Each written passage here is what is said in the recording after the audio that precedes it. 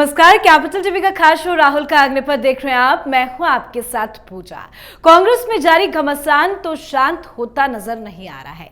चाहे हरियाणा हो या फिर केरल, कांग्रेस पार्टी के अंदर कलह जबरदस्त है और कांग्रेस कई खेमों में बट गई है। अब देखिए, 7 मार्च यानी कि कल से ही हरियाणा में बजट सत्र की शुरुआत होनी है, पर नेता प्रतिपक्ष कौन होगा, इसको लेकर माथापच्ची अभी भी जारी है। दिल्ली से लेकर चंडीगढ़ तक में मीटिंग्स पर मीटिंग्स हो रही है, पर नेता प्रतिपक्ष पर अब तक मुहर नहीं लग पाई है। तो वहीं केरल चुनाव से पहले कांग्रेस पार्टी में तूफान नजर आ रहा है।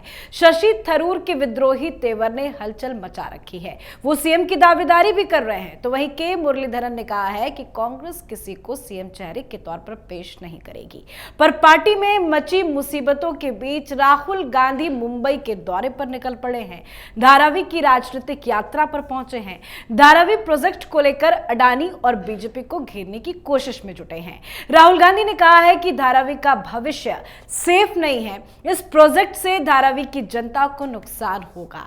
तो राहुल गांधी के मुंबई दौरे की भी आज चर्चा करेंगे। मेरे साथ स्टूडियो में मौजूद हैं कैपिटल टीवी के एग्जीक्यूटिव एडिटर राजीव जी। सर, आपका बहुत बहुत स्वागत है। क्यों और किस राजनीति के लिए पहुंचे हैं राहुल गांधी धारावी? देखिए, राहुल गांधी को यह बताना चाहिए कि आखिरकार धारावी रीडेवलपमेंट प्रोजेक्ट से इनको दिक्कत क्या है। दिक्कत क्या इस प्रोजेक्ट में कोई कमी दिखाई पड़ रही है, उसके कारण इनको परेशानी हो रही है। ये चाहते हैं कि और बेहतर प्रोजेक्ट होना चाहिए, तो उसके लिए इनके पास पूरे संसाधन हैं। कई राज्यों में सरकार है और इनके सरकार के मंत्री भी रह चुके हैं जब ये प्रोजेक्ट आ रहा था। तो और इन लोगों के पास स्पेशलिटी है, तो ये उससे बेहतर प्रोजेक्ट लाकर दिखाएं कि देखिए भाई, ये बेहतर प्रोजेक्ट है, इससे वहां के लोगों की समस्याएं नहीं होगी, इसलिए इस प्रोजेक्ट में कुछ चेंजेज किए जाए। या फिर दिक्कत इस बात के लिए है कि अडानी को ये प्रोजेक्ट क्यों मिल गया है। ये दोनों के लिए इनको साफ तौर पर बताना चाहिए। भड़काने वाली बात करना, दंगा फैलाने की कोशिश करना और जिस तरीके से वहां जाकर झुग्गी झोपड़ियों में ये लोगों को भड़का रहे हैं, दंगा कराने की कोशिश कर रहे हैं, उसके खिलाफ तो अब एक्शन होना चाहिए। इनके खिलाफ एक और केस दर्ज होना चाहिए। अगर कोई प्रोजेक्ट शुरू हो चुका है और उस समय वहां जाकर रोकने की कोशिश करते हैं और लोगों को गलत जानकारी देते हैं, तो केस तो बनता है। अगर वहां हंगामा हो गया, अगर दंगे फसाद हो गए, अगर अडानी रीडेवलपमेंट जो कर रहे हैं उसके कर्मचारियों पर हमला हो गया, तो उसके लिए जिम्मेदार कौन होगा? राहुल गांधी होंगे। अगर इनको लगता है कि टेंडर गलत तरीके से अडानी को दिया गया, तो सबसे पहले इनको सवाल महाराष्ट्र कांग्रेस के उन नेताओं से पूछना चाहिए जो कि उस समय सरकार का हिस्सा थे जब ये टेंडर अडानी को दिया गया। इनको सबसे पहले सवाल उद्धव ठाकरे से भी पूछना चाहिए जो आज झंडा लेकर चल रहे हैं कि अगर मेरी सरकार बनेगी, जो पिछली बार भी इन्होंने बोला था चुनाव से पहले, हमारी सरकार बन गई तो फिर हम धारावी के इस प्रोजेक्ट को बंद कर देंगे, अडानी से ये छीन लेंगे, कैंसिल कर देंगे। लेकिन प्रोजेक्ट तो आपने ही दिया था, टेंडर आपने निकलवाया था, तो उद्धव ठाकरे से इनको पूछना चाहिए। और फिर इन सारे नेताओं के साथ पहले आकर सार्वजनिक तरीके से माफी मांगनी चाहिए कि हम लोगों ने गलती से टेंडर दे दिया, अब अडानी को टेंडर नहीं मिलना चाहिए। पहले माफी मांगो और उसके बाद प्रोटेस्ट करने के लिए तरीके ढूंढो। जहां तक अडानी की बात है, अडानी से आपको खुन्नस है या भारतीय जनता पार्टी शासित स्टेट में अगर अडानी कोई काम करता है तो उससे खुन्नस है? यह भी आपको स्पष्ट तरीके से बताना चाहिए, क्योंकि 12,400 करोड़ रुपए का प्रोजेक्ट जब तेलंगाना में रेवंत रेड्डी की सरकार साइन करती है अडानी के साथ, तो आपको कोई दिक्कत नहीं होती है।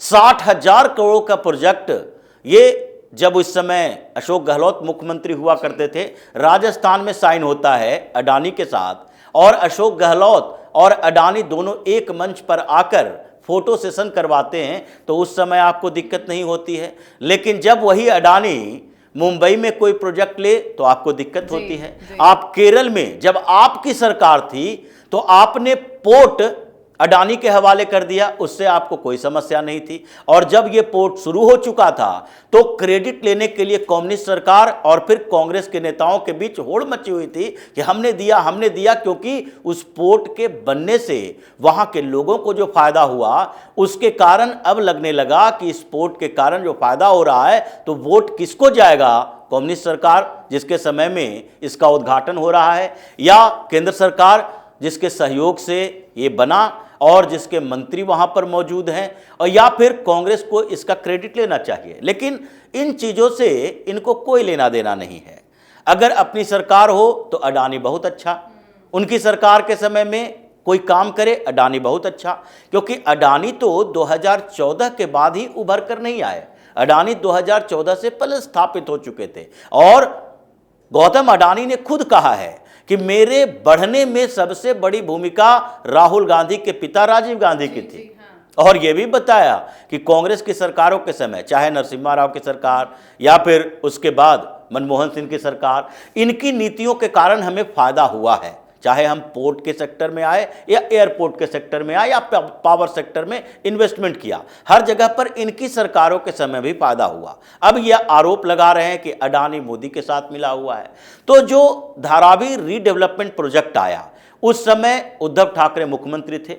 ये मामला 1999 से ही चल रहा था। भारतीय जनता पार्टी और शिवसेना की सरकार भी थी, उस समय भी चला कि नहीं धारावी को रीडेवलप करना चाहिए। उसके बाद ये ऐसे ही ये डेवलपमेंट प्रोजेक्ट बढ़ता रहा, लेकिन कोई भी बड़ा इन्वेस्टर इसमें हाथ डालने से डर रहा था। इसलिए डर रहा था क्योंकि राहुल गांधी जैसे लोग कोई ना कोई है, धारावी के अंदर ही सोशल वर्कर के नाम पर ये लोग आ जाएंगे और प्रोजेक्ट ही रुक जाएगा, तो 1000-2000 करोड़ जो इनिशियल इन्वेस्टमेंट होगा उसका क्या होगा। इसलिए कोई आ नहीं रहा था। फिर 2022 में टेंडर निकाला गया, बहुत सारे लोगों ने टेंडर भरा, बहुत सारी कंपनियां थी, उसमें लगभग 6000 करोड़ रुपए का टेंडर अडानी का था, 5069 करोड़ का, और उस टेंडर को एक्सेप्ट कर लिया गया। उस समय उद्धव ठाकरे ही सीएम थे, कांग्रेस के भी मंत्री थे। लेकिन उसके बाद जब अडानी का शोर मचाने लगे लोग, तो फिर उद्धव ठाकरे की सरकार पलटी मारने लगी। तो जिसने टेंडर भरा, इनिशियल अमाउंट दिया, जिसने पूरा प्रोजेक्ट के लिए एक अलग कंपनी बना ली, और वो इतना पैसा खर्च करने के बाद पीछे नहीं हट सकता, इसलिए वो कोर्ट में गए थे और कोर्ट से फिर ये प्रोजेक्ट मिला। लेकिन दोनों प्रोजेक्ट में अंतर समझिए, जब ये उद्धव ठाकरे के हाथों में थी तो उस समय जो पब्लिक प्राइवेट पार्टनरशिप के तहत ये जो अडानी के साथ डील हुई थी, उसमें कहा गया था कि धारावी में रहने वाले वो लोग जो इस क्राइटेरिया में आते हैं, मतलब जो एलिजिबल हैं केवल उन्हीं को मकान मिलेगा, जो एलिजिबल नहीं है उन्हें बाहर फेंक दो। लेकिन जब ये रीडेवलप हुआ और दोनों यानी कि सरकार बदली, और उसके बाद जो अडानी के साथ डील हुई है सरकार के साथ, तो ये दोनों के डील में ये कहा गया कि नहीं, जो एलिजिबल है, जिसकी एलिजिबिलिटी है, जो वहां रह रहा है, उसको तो मिलेगा ही। उसके बाद जो बाद में भी बस गए हैं, एलिजिबिलिटी नहीं है, उसको भी घर मिलेगा, वो बेघर नहीं हो सकते, लेकिन उसको रीलोकेट किया जाएगा, दूसरे क्षेत्र में भेजा जाएगा। और इसके लिए काम शुरू हुआ, कॉमर्शियल कॉम्प्लेक्स बनने हैं, वहाँ पर पक्का मकान बनना है, उसके साथ साथ वहाँ स्कूल व्यवस्था, पार्क, सारे के सारे रीडेवलपमेंट का प्रोग्राम है। और ऐसे में क्या राहुल गांधी को ये नहीं लगता कि ये सारी सुविधाएं उनको मिलनी चाहिए? अगर मिलनी चाहिए तो कोई बिजनेस पर्सन या फिर जो कारपोरेट हाउस है वो मुफ्त में सेवा करने के लिए बैठी नहीं है, वो भी अपना कुछ प्रॉफिट चाहता है, सरकार भी अपने प्रॉफिट चाहती है और लोगों को भी प्रॉफिट मिलना चाहिए। तो इसके लिए अब काम इतना ज़्यादा जब बढ़ गया कि अगले महीने से ये शुरुआत होने वाली है। पहले जो कंस्ट्रक्शन का काम शुरू होगा वो रेलवे की कुछ ज़मीन है, 5-6 एकड़ की ज़मीन है, वहाँ पर पहले शुरू होगा, और उसमें रेलवे के एम्प्लॉय के लिए भी कॉलोनी बनेगी, वहाँ कॉमर्शियल कॉम्प्लेक्स भी बनेंगे। तो उस जगह पर काम शुरू होना है, उसके लिए 85,000 घरों की नंबरिंग कर ली गई है, 50,000 घरों के लिए डोर टू डोर सर्वे कर लिया गया है, लगभग 1.5 लाख मकान बनाकर देना है। ये सारा काम कंप्लीट हो चुका है, और अडानी ने तकरीबन अभी 500 करोड़ से ज्यादा पैसा खर्च कर लिया है इस पूरे प्रोजेक्ट में। और उसके बाद आप जा रहे हैं बीच में क्या करने के लिए कि अडानी के खिलाफ एक गुस्सा पैदा करने के लिए। इन लोगों ने जब पिछली बार अंबानी किया था और जियो को टारगेट किया था, तो क्या हश्र हुआ था? पंजाब में इसकी सरकार थी, कांग्रेस की सरकार थी पंजाब में, और पंजाब के गांव में ये जो जियो के टावर लगे हुए थे उन टावर को तोड़ा गया था, कई जगह पर हमला किया गया था, और इसके कारण करोड़ों का नुकसान हुआ। तो आप पब्लिक एंगर को, उसके गुस्से को बढ़ाकर आग में घी का काम करते हैं और जनता से आपको लेना देना नहीं है, तो इसका मतलब लेकिन लग रहा है कि वहां राहुल गांधी ने कुछ लोगों के साथ सेटिंग कर ली है, जिसको लेकर खबर ये आ रही है कि राहुल गांधी वहां पहुंचकर कुछ लोगों से मुलाकात करेंगे, बातचीत करेंगे, उनकी समस्या सुनेंगे। देखिए, वो समस्या बताने के लिए जो लोग वहां रह रहे हैं, जिसको रिलोकेट किया जाएगा, और जो क्राइटेरिया बनाया गया है कि अगर 2000 के आसपास आप हैं, उससे पहले आपने वहां मकान बनाया है, तो आपको वहीं पर यानी कि धारावी में मकान बना के दिया जाएगा। उसके बाद 2000 से 2011 तक आप वहां पर बसे हैं, तो उसको भी मकान बना के दिया जाएगा। 11 से 21 तक की बात है कि उस समय तक आप अगर आए हैं तो आपको, अगर एलिजिबल हैं, तो आपको मकान दिया जाएगा, उसके साइज छोटे होंगे। और उसके बाद 2022 के बाद अगर कोई वहां पर आया है तो उसको मकान नहीं दिया जाएगा, क्योंकि 2022 में टेंडर आ चुका था। और उसके बाद अगर झुग्गी झोपड़ी बना लोगे इस आधार पर कि हमें मकान मिल जाएगा, तो वो नहीं दिया जाएगा। लेकिन 2011 से 2021 तक जिन लोगों ने वहां पर आकर अपने मकान बनाए, या फिर किसी झुग्गी के ऊपर, यानी कि पक्के झुग्गी ही हैं, उसके ऊपर किसी ने बेच दिया और उसके ऊपर कोई दूसरा आ गया, तो उसके लिए पहले व्यवस्था नहीं थी इनके टेंडर में। जब उद्धव ठाकरे का टेंडर था, टेंडर चेंज किया गया और कहा गया कि प्रधानमंत्री आवास योजना, जो शहरी आवास योजना है, उसके तहत आप लोगों को मकान दिया जाएगा। और किसी जगह पर दिया जा सकता है, मुंबई में, धारावी के बाहर भी दिया जा सकता है। अगर एडजस्टमेंट हो पाया तो उसी के किसी इलाके में दिया जाएगा। अगर सबको खुश करने की कोशिश करेंगे तो दुनिया कभी बदलेगी नहीं। इतने सारे परियोजनाएं हैं पूरे देश में।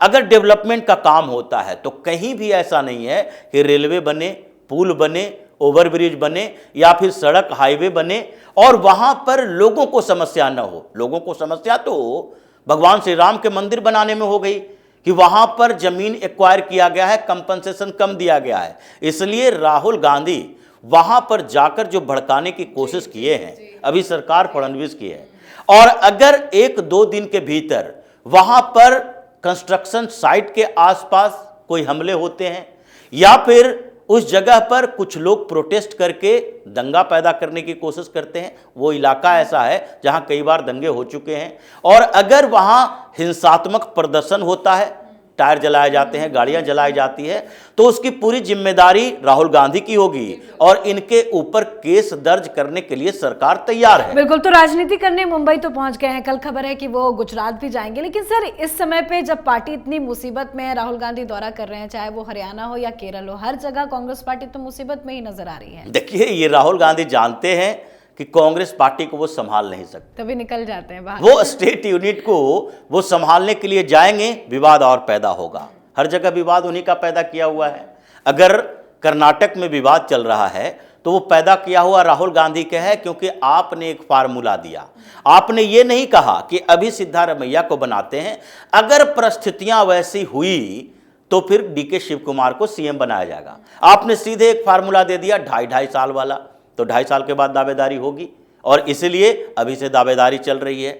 ऐसी स्थिति हो गई है कि डीके शिव कुमार कभी भी छोड़कर जा सकते हैं अगर इन्होंने मनाया नहीं तो। दूसरी तरफ केरल के अंदर आप पहले वहां सांसद बने, यूनिट आपकी जो थी केरल के अंदर, उसमें गुटबाजी आपने पैदा किया। केसी वेणुगोपाल को वहां से उठाकर लाए और केसी वेणुगोपाल की अपनी टीम बना दिए, उधर चेन्नीथला की टीम बना दिए, सतीशन की टीम बना दिए। तो ये सारी टीम है, उन टीम में अपने अपने गुट होंगे और आप वहीं से सांसद हैं। लेकिन फिर भी आपको दिख नहीं रहा है कि एक नेता जो सबसे पॉपुलर है, शशि थरूर, इनकी पार्टी का, वो अलग थलग पड़ा हुआ है, उसको इग्नोर कर रहे हैं, तो वो आज न कल विस्फोटक स्थिति पैदा करेंगे। तो इसलिए वहां भी इन्हीं का पैदा किया हुआ है। अब हरियाणा के अंदर चुनाव का समय था, चुनाव के बीच में आप प्रचार करने के बदले विदेश घूम रहे थे, हरियाणा चुनाव का प्रचार नहीं होने दिए। और फिर जब गुटबाजी वहां चरम पर हो गई, क्योंकि कुमारी सैलजा हो या सुरजेवाला तो राहुल गांधी का बहुत नजदीकी आदमी, और हुड्डा जो दीपेंद्र हुड्डा है, भूपेंद्र सिंह हुड्डा का बेटा, वो तो राहुल गांधी के बगल में बैठा रहता है। तो इन लोगों के बीच झगड़ा आपने लड़वाया ताकि इन लोगों की समस्याएं इतनी बढ़ जाए कि वो आपके दरबार में आते रहें और आपकी हाजिरी लगाते रहें कि नहीं नहीं, राहुल गांधी जो कहेंगे वही होगा। तो अब हरियाणा के अंदर जो विवाद चल रहा है, भूपेंद्र हुड्डा बिल्कुल तलवार लेकर खड़े हैं कि किसी भी स्तर पर अगर ये दो पद, यानी कि नेता प्रतिपक्ष और फिर हरियाणा प्रदेश कांग्रेस का अध्यक्ष, ये दोनों पद हमें और हमारे व्यक्ति को, जो भी उसे नॉमिनेट करेंगे, उसको नहीं मिलता है। जैसे पिछली बार उदयभान को उन्होंने बताया था और उदयभान को बनाया गया। अगर ये दोनों पद में से शैलजा या सुरजेवाला के पास चला जाता है तो फिर उसके बाद हम अपनी पार्टी बनाएंगे, क्योंकि अब आगे उनके पास ऑप्शन नहीं है। वो जानते हैं कि हमारे रहते हुए जब हमारे साथ ऐसा किया जा सकता है, चुनाव इन लोगों ने हरवाया, टारगेट हमको किया जा रहा है, तो फिर मेरे बाद क्या होगा। दीपेंद्र के पास इतनी क्षमता नहीं है कि हरियाणा में एक पार्टी स्थापित कर ले। इसलिए 37 में से 33 विधायक जो है वो हुड्डा के समर्थन में मीटिंग कर रहे हैं, लेकिन फिर भी राहुल गांधी अड़े हैं कि हुड्डा ने हमारे से एक स्टेट छीन लिया, हरवा दिया, इसलिए उसे कोई पद ही नहीं दिया जा सकता। तो चारों तरफ जो रायता इन्होंने फैलाया है वो अब उन जगहों पर जाएंगे क्या, कौन सा मुंह लेकर। इसलिए भागते फिरते हैं कि चलो कोई समस्या चल रही है तो समस्या का समाधान हो जाए तो अच्छा, नहीं हो तो फिर अभी तो चुनाव बहुत दूर है। और मोदी ने जो टारगेट सेट कर लिया है कि राहुल गांधी अगले 25-30 सालों तक तो कांग्रेस की वापसी केंद्र में हो ही नहीं सकती, तो ये बस केवल घूम घूम कर पॉलिटिकल टूर करके ये दिखाने की कोशिश करें कि हम भी अभी राजनीति में जिंदा हैं। बिल्कुल सर, बहुत बहुत धन्यवाद सर समझाने। धन्यवाद। तो राहुल गांधी 6 से 8 मार्च तक मुंबई और अहमदाबाद के दौरे पर रहेंगे। इस दौरे का मुख्य उद्देश्य पार्टी की स्थानीय उपस्थिति को मजबूत करना और अहम मुद्दों पर चर्चा करना है। खासकर मुंबई के धारावी इलाके का दौरा उनके लिए काफी महत्वपूर्ण माना जा रहा है, जहां वो चमड़ा कामगारों से मुलाकात भी करेंगे। पर कांग्रेस की हालत खुद खराब है, पार्टी पे हलचल मची हुई है, हरियाणा से लेकर केरल तक में बवाल मचा हुआ है। राहुल गांधी को पार्टी की वाकई में कोई चिंता तो नजर नहीं आ रही है, बस वो दिखावे की राजनीति करने के लिए जुटे हुए हैं। तो आपकी क्या कुछ राय है, कमेंट करके लिखिएगा। देखते रहिए कैपिटल टीवी। नमस्कार।